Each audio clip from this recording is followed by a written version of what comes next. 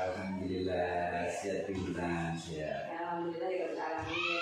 Pak Pur, saya di sini mohon untuk waktunya sebentar terkait dengan wawancara saya terhadap beberapa kepala sekolah, diantaranya kepala sekolah SDN Sumoto, yaitu Bapak Purwanto SPDMPD.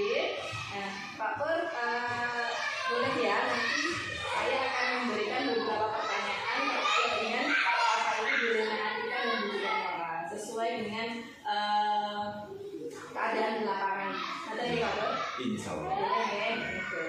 Pertanyaan yang pertama, selama ini Bapak selaku kepala sekolah di sini, apakah bisa mengidentifikasi antara kasus-kasus yang dilema etika dengan kasus-kasus yang menunjukkan moral? Terima kasih ya. Jadi bisa. Jadi kita selaku pimpinan harus bisa memahami hal tersebut. Dilema etika itu kan suatu permasalahan yang harus kita ambil keputusannya dari sisi pihak benar, tetapi sama-sama benar. Tapi kita harus melihat nanti bagaimana keputusan itu berdampak.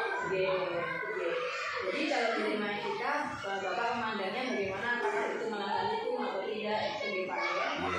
Kemudian pertanyaan yang selanjutnya, untuk selama ini sebagai kepala sekolah, bagaimana Bapak menjalankan pengambilan keputusan di sekolah Bapak, terutama untuk kasus-kasus di mana ada dua kepentingan yang sama-sama benar atau sama-sama mengandung nilai kebajikan?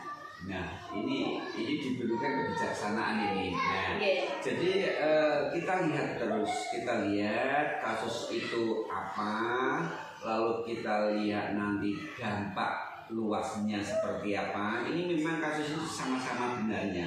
Kalau kita memberi keputusan A berarti juga itu benar, B benar, tapi kita lihat sisi dampaknya. Nah, jadi dampak yang paling bagus itu yang kita ambil, dan dampak yang paling baik membawa kemanfaatan bagi pihak lain itu yang kita ambil.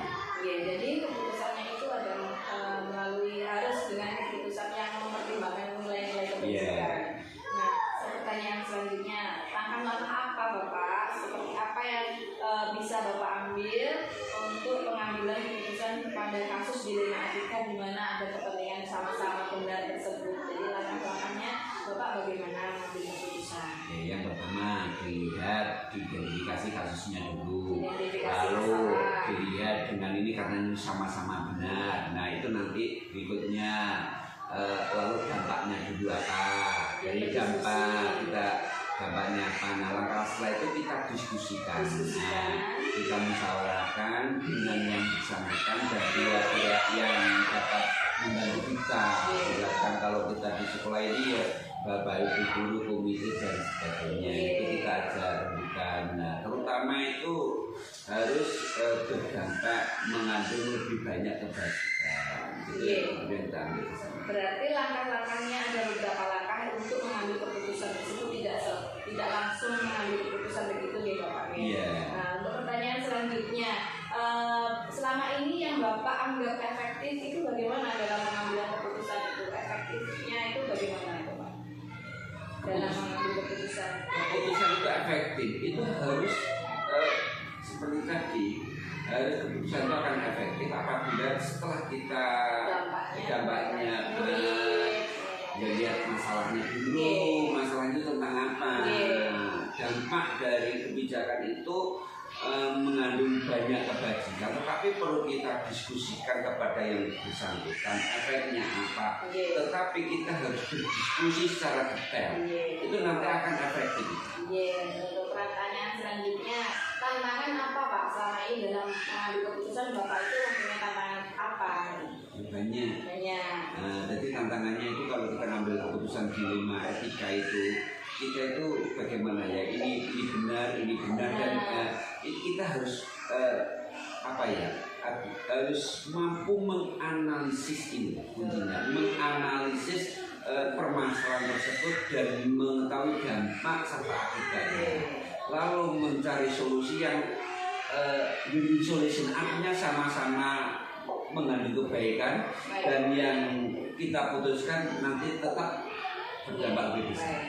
Kemudian adakah beberapa pihak pihak atau beberapa orang yang dapat mempengaruhi ataupun yang dapat membuat keputusan Bapak ini mempermudah keputusan Bapak? Ya tentu banyak, karena di sekolah tentu banyak.